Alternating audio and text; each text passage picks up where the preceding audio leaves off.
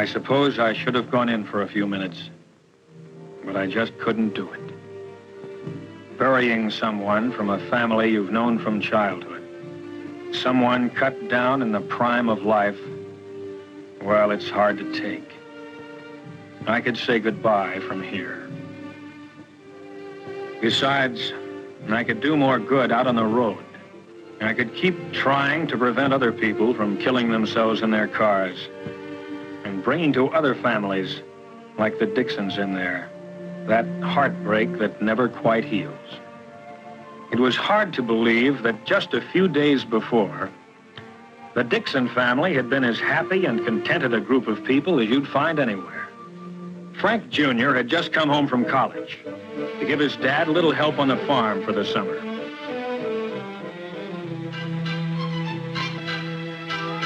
He was a chip off the old block, studying scientific agriculture at school and getting ready to follow in his dad's footsteps. Frank's girl, Betty Hutchins, had been waiting for him, of course. Everyone knew they'd be getting married before too long. Mr. Dixon's new tractor had just arrived down at the Union Pacific freight station, and they all went down to inspect it. Frank's kid brother, Alan, had just taken his driving test a week before. Alan sure wanted to drive his dad's new tractor, but until he actually received the license, Dad Dixon wasn't letting him on the highway, not even on a tractor.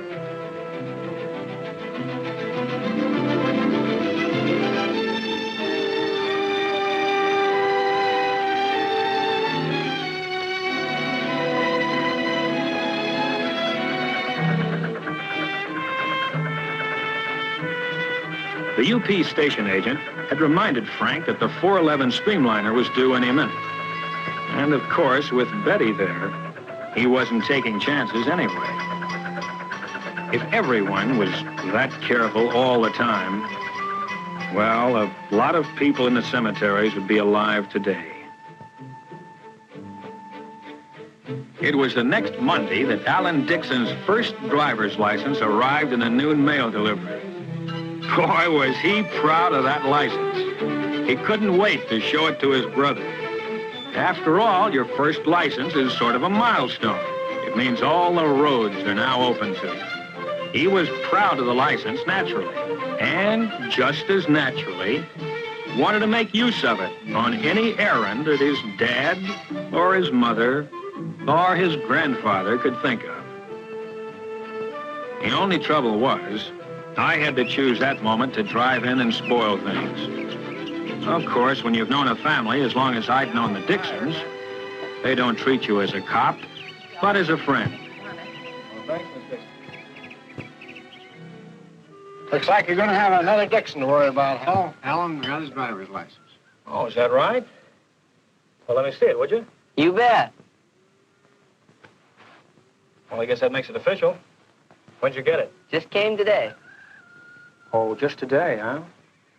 Why'd I see you out driving on Highway 30 yesterday morning? This is my fault. I let him take the car to go and see his girl. I'm sorry I let him have it. I shouldn't have done it. Alan shouldn't have asked for the car. No, he shouldn't have. Fine way to be starting your driving career. Violation already. I'm sorry. Well, it's only a technical violation. I didn't come here to arrest you, Alan. I knew you'd be getting that license any day now, and I thought this would be a good time to come by and tell you a few of the facts of life about driving before you get started. Now, these are accident reports from my headquarters. Each figure represents someone injured or killed in the state. On city streets, farm roads, highways, and railroad crossings. All the facts and figures are here. Well, some of them you've read about in the papers. Big, spectacular crashes caused by terrific speed, or drunk driving, or some other form of what I call near insanity. But most people only squeeze the law a little. At stop signs, in restricted speed zones, and the like. Little violations that most people get away with time after time. Maybe getting a ticket, or a warning like Frank Jr. did, but without getting hurt. But those little violations, those little chances you take day by day, that's where you start playing roulette with your life. You're taking a big gamble with your life when you violate a no passing line on the road. You're taking a big chance in the car in front when you follow too closely at highway speeds. Maybe a man will do these things 100 times in perfect safety. Squeeze the law, and nothing happens. But don't forget that other law, the law of averages. Sooner or later, it catches up with you. Now, this accident was number 1 for the driver involved. First one he'd ever had. But it was his last one, too. He took one little chance too many. Frank is taking too many chances in his car. Oh, he'll be all right. Won't he, Al? He'll be all right if he takes to heart what I told him about signs. Signs of life. That's what stop signs and all the other road signs really are. And missing one of them as you drive along, or just ignoring it, well, that's one of those little things that kills people. Wherever there's a hazard on the road, there's usually a sign to tell you about it, like a curve warning, or a right-of-way sign, narrow bridge, signals ahead, do not enter, no passing, and many others. But for too many drivers, a stop sign like this, for example, has no importance unless they can see cars crossing the road ahead right now. A school crossing sign. For some drivers, seems to mean little or nothing, unless there are children actually crossing the street at that moment. As for railroad crossings, some drivers act as if the warning signs and tracks don't even exist, unless there's a streamliner passing by right in front of them. And even then, hard as it is to believe, there are many accidents where the driver ran past 3 warning signs and straight into the side of a moving train. It has happened in broad daylight, but it happens even more often at night. That's when the warning sign, the signal, the crossbuck are really your signs of life. Yes, the sign is still there, but you have to be twice as alert to see it. If you hadn't seen the signs, this train might come as a surprise to you.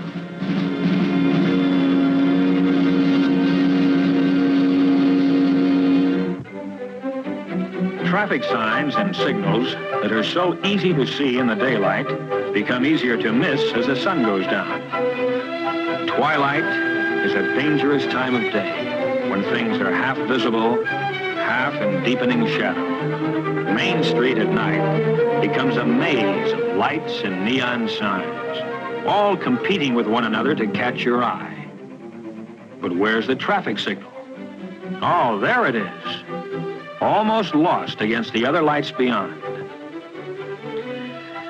Even the blinking red light of the railroad wigwag is hard to pick out sometimes. But night or day, these are your signs of life, whose purpose is to keep you alive. It's a strange thing, but some people actually resent traffic signs and traffic laws. How come? Cramps their style. They figure rules are for the other fellow, not for good drivers like themselves. Here's one like that. Robert Bainbridge. Bainbridge? From Meridian High? Yeah. Oh, I know him. I ran against him on the track team.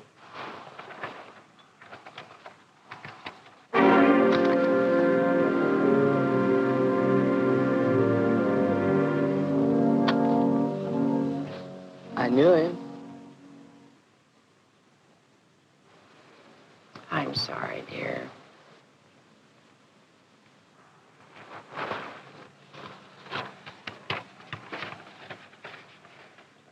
Robert Bainbridge, age 17. Occupation, student. Place of accident, Lone Tree Road near Meridian. Date, June 2nd. Time, 4:17. Weather, clear and dry.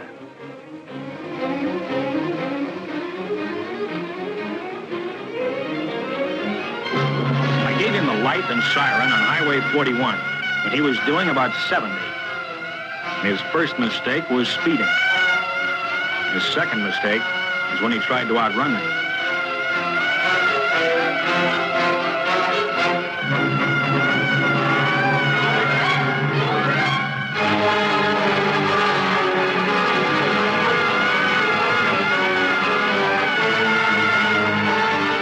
Then he turned off into Lone Tree Road. That was his third mistake.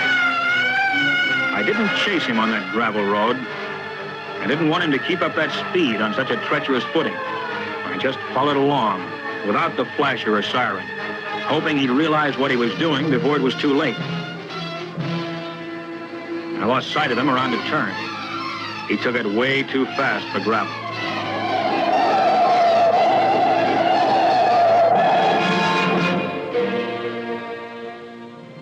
When I rounded the turn, the road ahead was empty. I knew what had happened even before I found the car. Of course, the boy had tried to stop when he felt his car going out of control, but he never had a chance.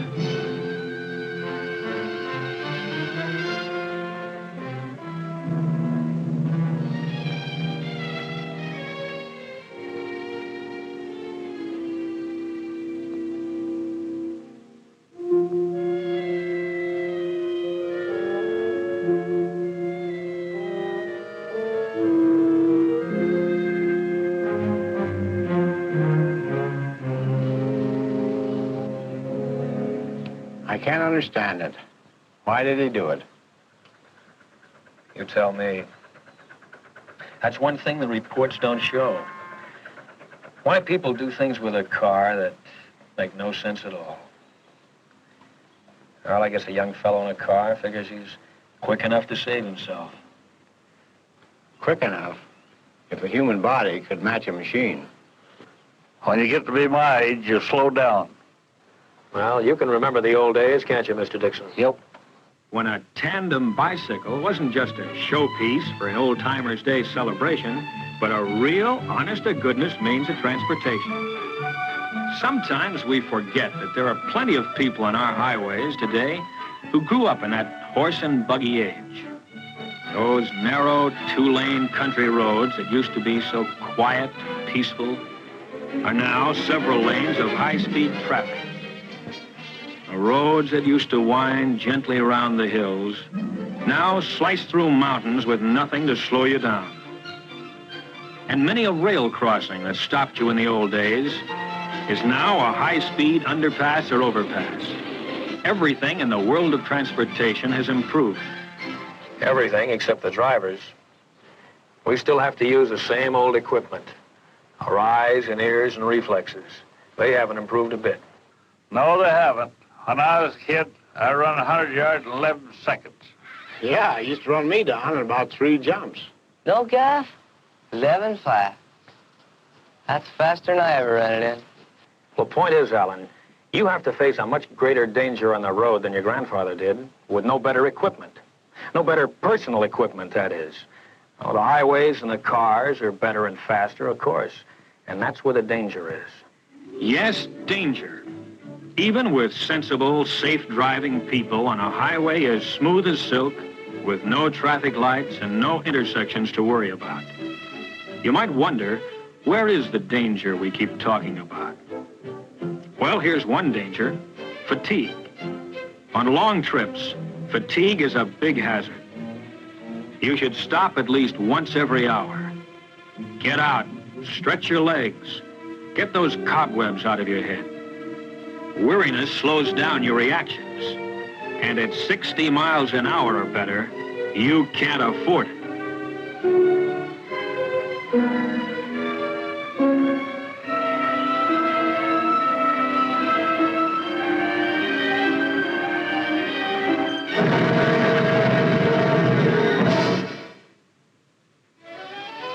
And here is still another danger: lack of attention to the road. Sure, it's an open highway. Maybe there aren't many cars, but it only takes 2 to tango. 40% of all expressway accidents involve a car that is already stopped. On the road, partway on, or not far enough off. This is an invitation to disaster.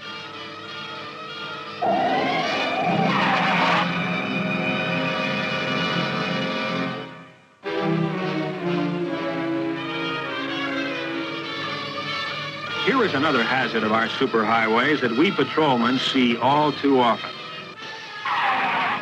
Every time you have to hit your brakes hard, ask yourself, why weren't you ready for the danger that suddenly developed? The parked car that suddenly pulls out without looking is always sudden, of course, and always surprising. A man who decides at the last moment to make a turn. The entering car that fails to yield the right of way. Well, sure, the other fellow's often wrong, and if he causes a crash, it's all his fault. But you may be dead just the same. In a lot of accidents, it's pretty hard to tell just who is to blame, isn't it, Al? Impossible to tell sometimes. But there's one kind of accident where there's never a single doubt. What's that? At a railroad crossing. Yep, the train sure has the right-of-way. You know, the railroad's been here for almost 4 generations.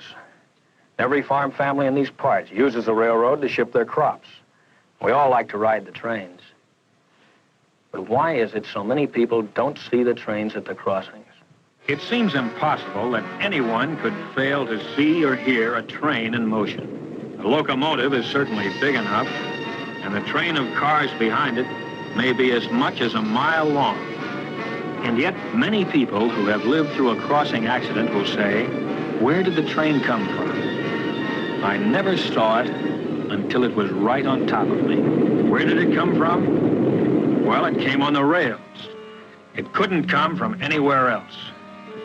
But if you paid no attention to the signs, didn't look, and didn't listen, then to you it came out of nowhere. An approaching train starts the signal while it is still some distance away. Never try to guess how far away. Don't guess at all. And don't be impatient, because the train's coming and it can't stop.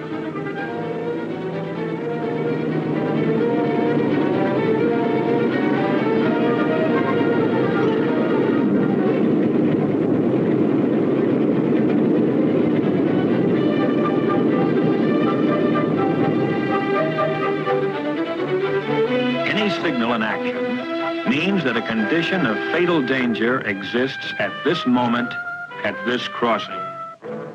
Maybe the last train you waited for was a slow freight and took several minutes to cross. But the next one may be a fast freight, highballing to the coast on a tight schedule.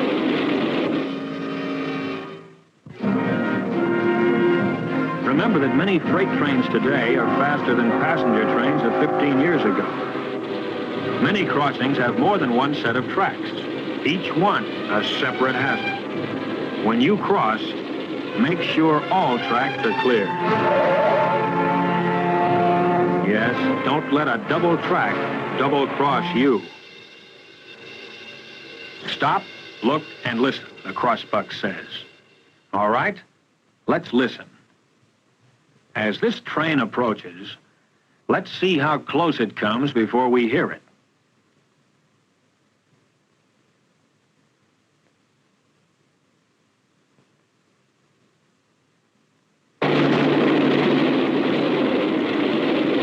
Where did that train come from? Where does any train come from? It comes from the rails, of course. And who gets killed at the crossing? Someone who's crossed that same track at the same place 1,000 times before. But just one time, he didn't look. One time is all it takes.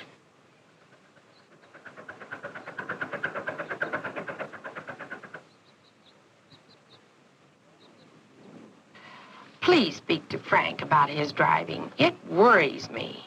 Okay, I will. I'll do it tonight. I surrender, Hal. I give up. What's the charge? No charge, Frank. I'm just giving Alan some free advice now that he's a licensed driver. Boy, I remember that advice you gave me the other day at the stop sign. Well, you keep it in mind. I will.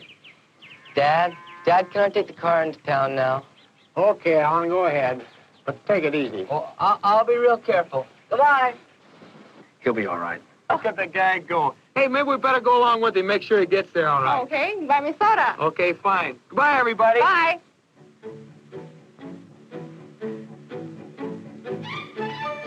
So, there went Alan with his new driver's license, and Frank and Betty right behind, on as nice a summer day as you could wish for.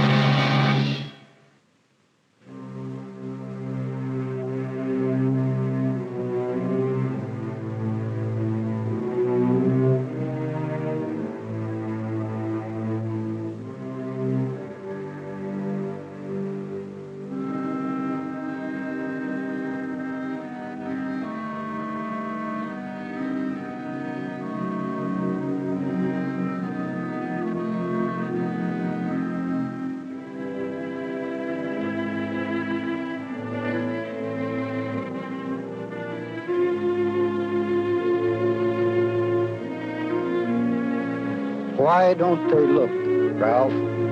Tell me. Why don't they look? No, I didn't go in. Burying someone like young Frank Dixon is too hard to take.